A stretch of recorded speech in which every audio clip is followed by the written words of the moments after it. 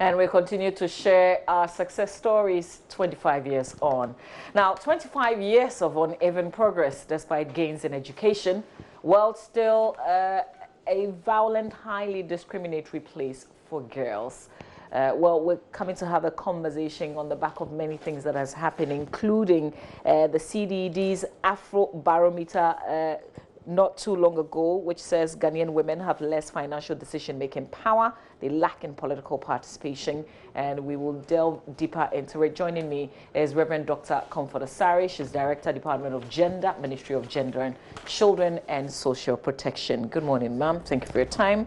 Also in the studio is Mavis Domi, who is a research analyst with the CDD. Good morning to you as well.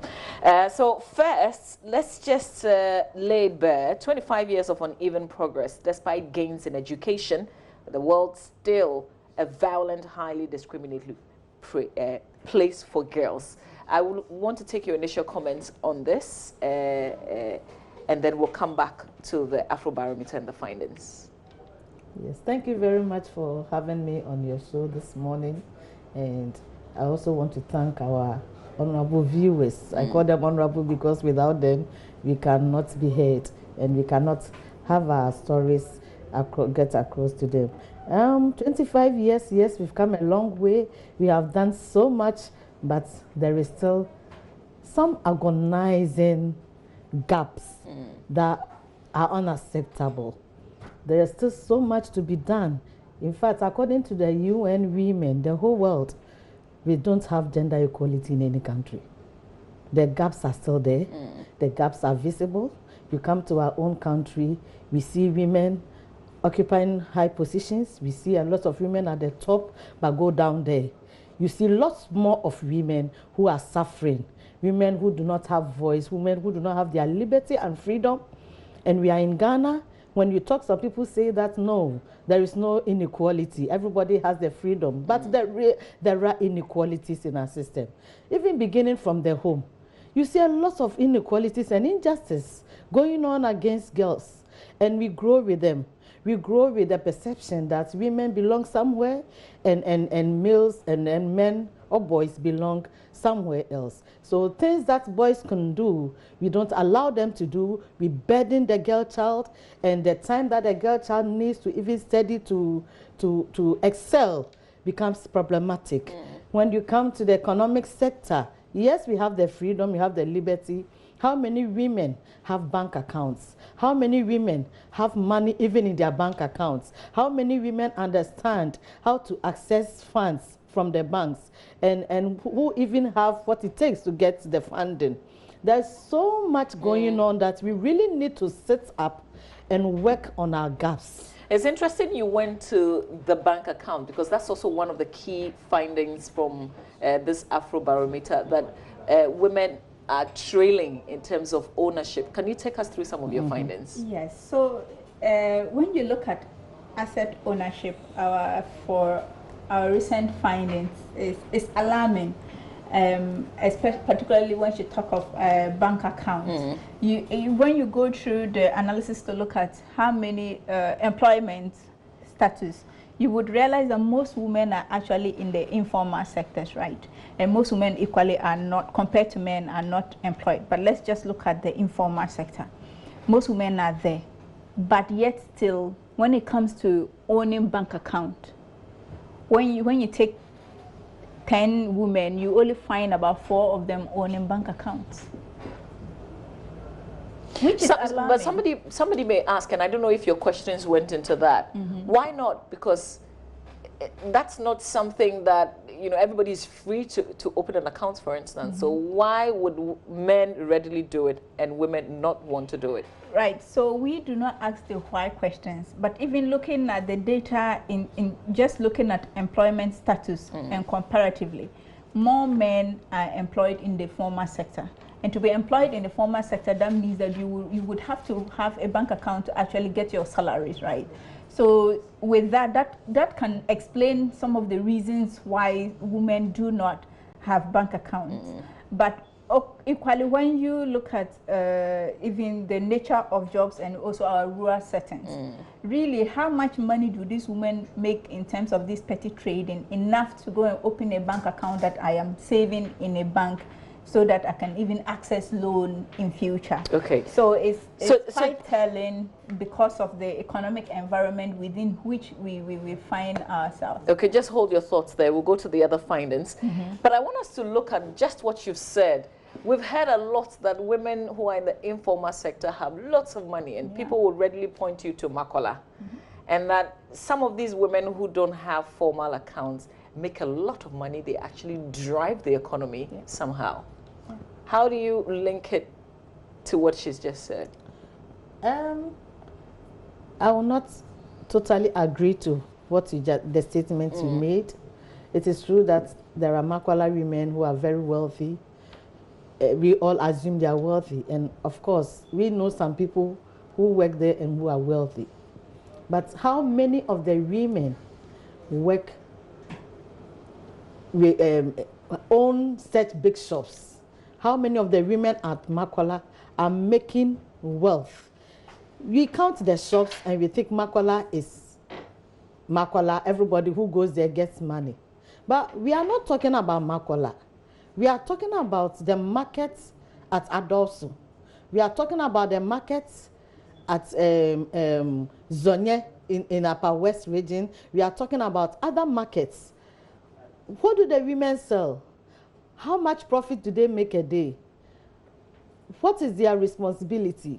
You go to some of these homes and it will shock you that, you know, the money, the profit they make and the expenditure, it is always more than their profits they make daily.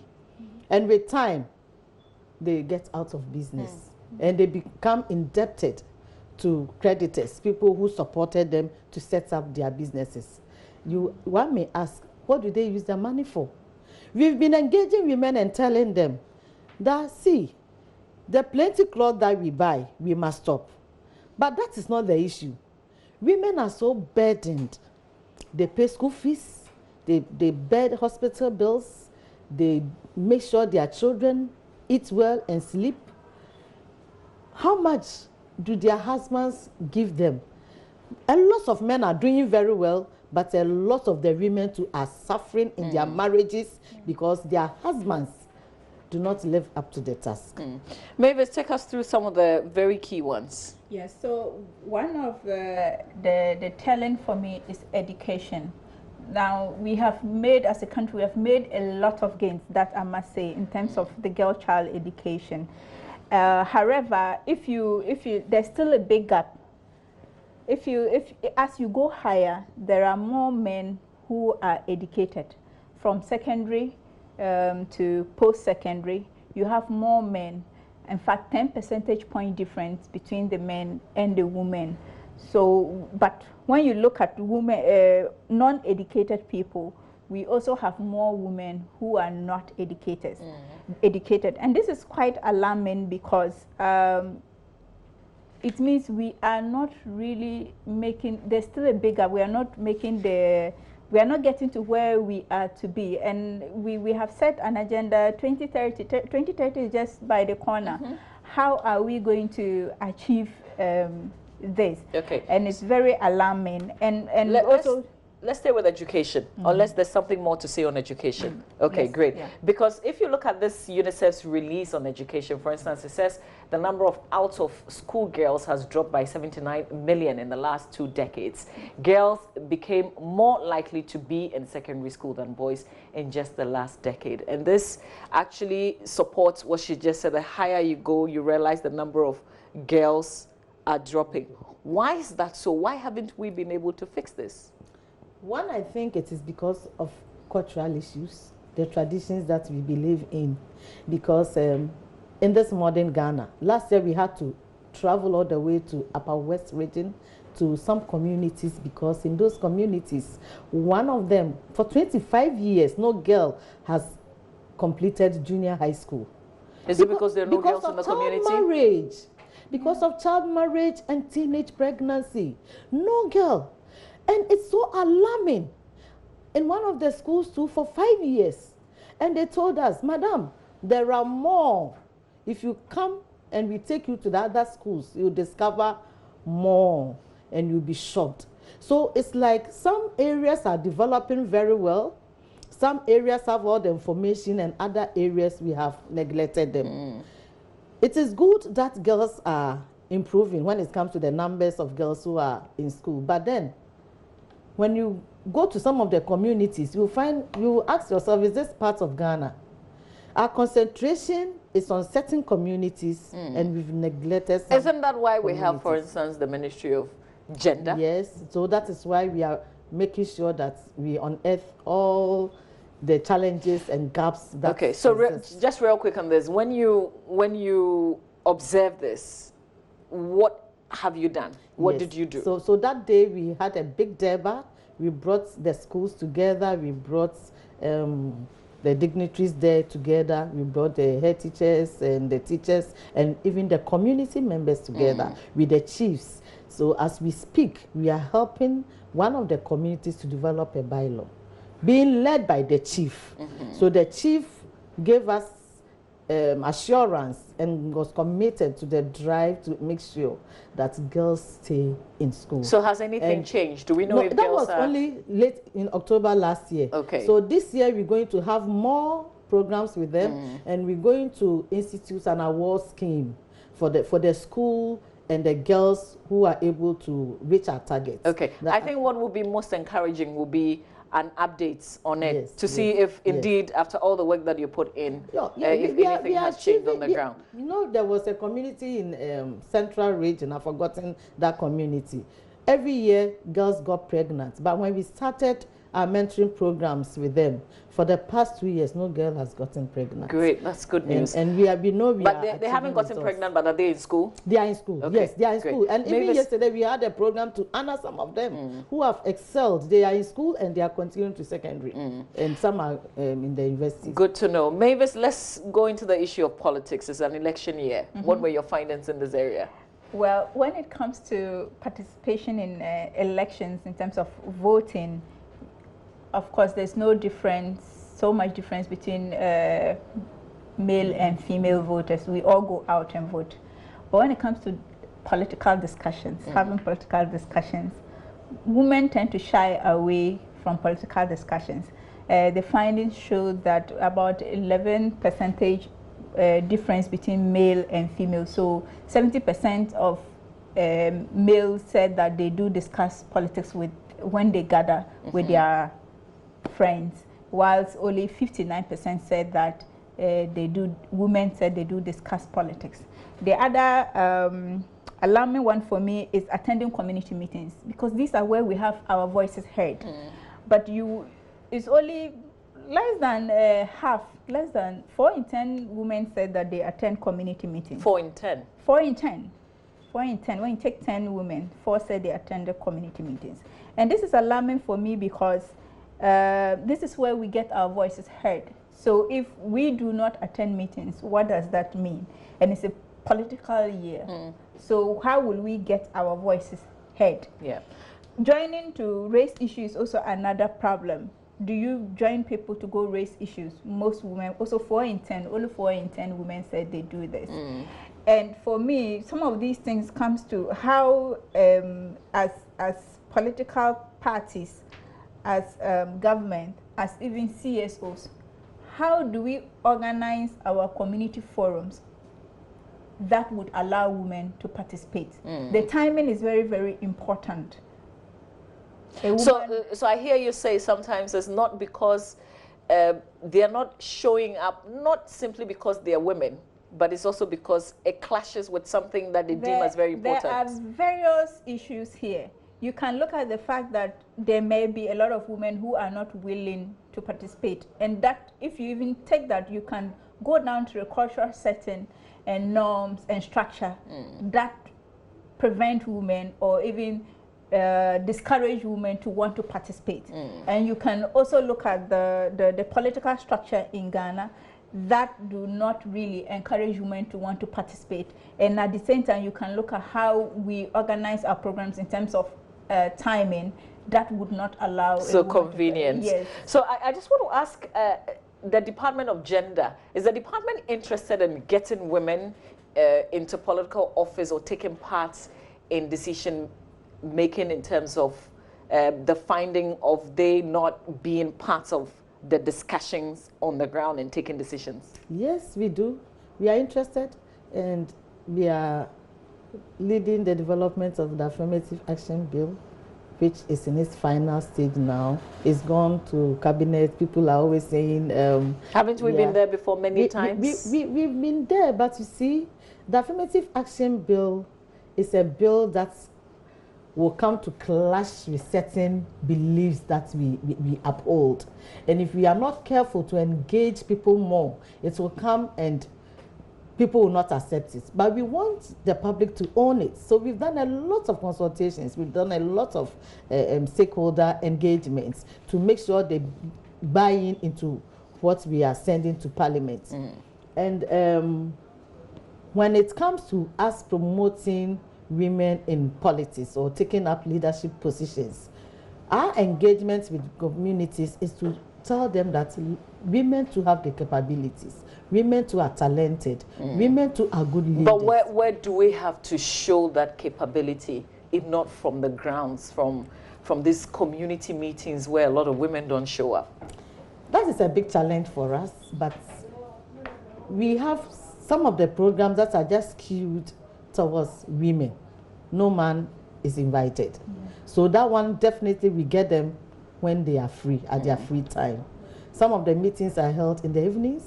Some of the meetings are held on the days that they do not go to markets or they do not go to the farm, so that we can get them. So we don't just go into communities, but we also look at the timing to make sure we get them. And for me, most of the places we've gone, women have been represented, well represented. So this is a finding that I'm not saying that it is not true. It is true. Women are represented, but when they are represented, what strikes you is the certain arrangements. You see men at one side and women at one side, and the women never talk. So as I said earlier on, it's still culture. So if you attend and you don't talk, how have you contributed? You just came to be counted. So we urge them to speak, because if you do not encourage them to speak, they will never contribute. If you do not make a conscious effort to tell the men that, please, now we want to hear from the women, they will never talk. Let's also look at, and I'm not sure if your research touched on violence, but this one from UNICEF says violence against women and girls is still common. In 2016, for example, women and girls accounted for 70% of detected trafficking victims globally, most for sexual exploitation. An astonishing 1 in every 20 girls aged 15 to 19, around 13 million has experienced rape in their lifetimes, one of the most violent forms of sexual abuse women and girls can suffer. Why do we continue to be, an answer to the question, did you touch on sexual violence? No sexual violence, but we did ask the question of whether respondents agree that a man can beat his wife, and majority, doesn't matter whether male or female, a large significant majority said no, they do not support the beating of women. Okay. But we did not ask questions on sexual violence. Okay. So let me ask you, ma'am, why do we, and the point is, we do a lot of work. We hear a lot of the things that, for instance, the ministry has been doing, government has been doing, there are a lot of CSOs. Why do we still continue to record such greater numbers when it comes to sexual violence? I think the issue is with the enforcement of the law. The enforcement of the law. Some of the cases have lingered on for far too long, because when it's sexual violence, already the female, or whether woman or girl, feels ashamed to come out to let people know that I have been raped. It's a difficult thing. And it goes to courts. It goes on, and it reaches a point they say, I'm no more interested.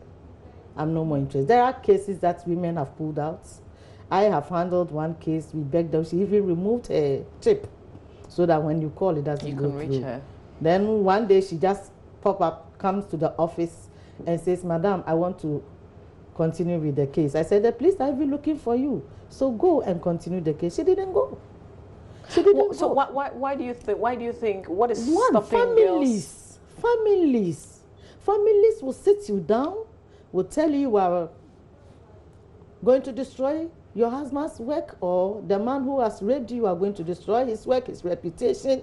It will also affect our family reputation. You yourself, they will say so many things that the women become convinced that no, this is not a good thing to do.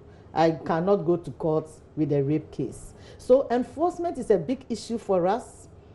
The law agencies are doing their best, but the victims themselves, if we do not put measures in place to force the cases to be tried, and we give them that option for them to pull out, it's be difficult for us to. So the good really thing solve is the the ministry is on top of this. You know what the issue is. We know what the issue How is. are you reversing this trend? What are you doing to correct I it? think a lot of engagement is going on. We have, government is also committed now. I know that government has released funds for the ministry to pursue a lot of, implement a lot of our plans and programs, and also to enforce the Domestic Violence Act by providing shelters where women who have been raped can be kept for some time, or girls who have been raped can be kept for some time. And there was this Justice for Children policy that had in it that girls who are raped should not be made to pay any money at the hospital for their medical bills or whatever. There was actually a lawyer who went to court to enforce that fund set up so that people who are abused, sexually violated, could go and tap into it so they don't pay from their pocket. Yes, I know government has released some funds. I'm aware, but I cannot give you concrete. Okay, maybe that's something that we can follow up later. Yes, you can follow up later. But I know that government this year is really committed to make sure that the fund is in place and girls are protected. Okay. All right, Mavis, I'll give you the last say. Just a wrap on your survey. Just to touch a bit on the rape cases, I also think that one of the things that we could do, or the ministry could do, is to facilitate how quickly a case can be tried and ended, because this is an emotional trauma somebody is going through. So and we have different stage of emotional struggles. So as the case drags along, sometimes this causes people to kind of feel, I can't continue this process anymore. You keep reminding me of my pain.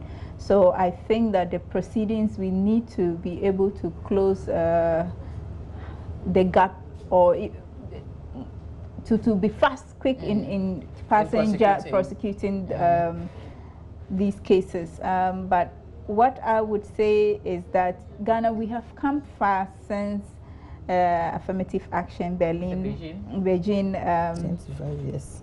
25 years. We have come far, especially in education. We have come far.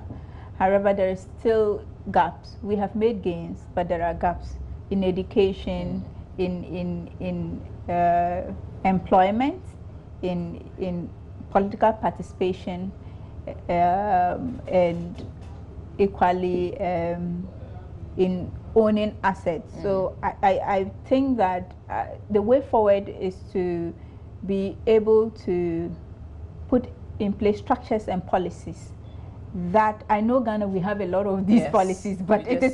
I was going to tell you that we don't need any policy again. We don't need them. We have a whole law. It is more of enforcing these policies. So I guess going forward, we need the CSOs to be on the agencies, and we will also keep an eye on the agents, the agencies. Yes, to enforce these policies. Exactly. And also a lot of awareness creation around these issues. We think a lot of people know, but we still need to put more emphasis on awareness. All right. Thank you very much for your time.